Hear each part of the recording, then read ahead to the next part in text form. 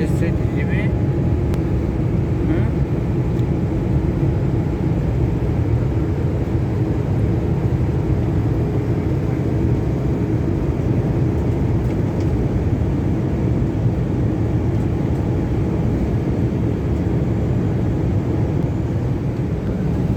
سلام علیکم.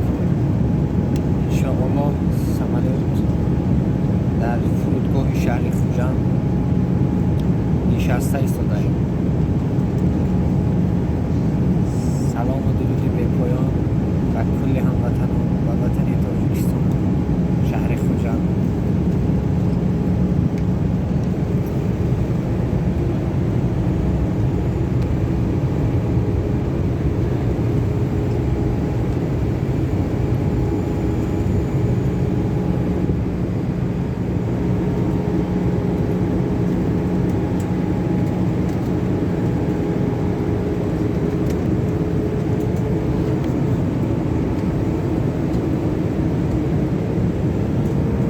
چی گوید؟ چه آمده وطن با؟ چند سال شد نمانده بود؟ 1 سال دوم شده. بازی چی خیلی؟ سسته یعنی چی خیلی؟ حالتتون چی خیلی؟ حالت سوزه یعنی خیلی برای چاکسک کرده آمده چی خیلی آمده ما نفهمده. خوابش تو گویدم؟ قریت دوستا؟ نه خیلی کسی آمده گراز.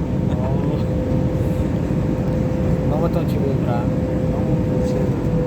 کس خورشید از این طرف شام. این برادر باید در اینجا. کسان بود.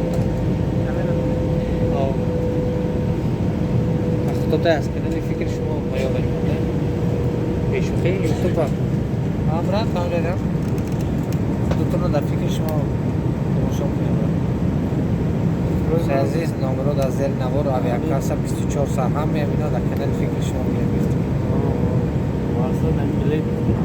بچه ما آیا بچه بلد گرفته ایم توش هم اصلاح هایی آبشه پاردید نمیشه هم وقتی فرسته نصیب میره.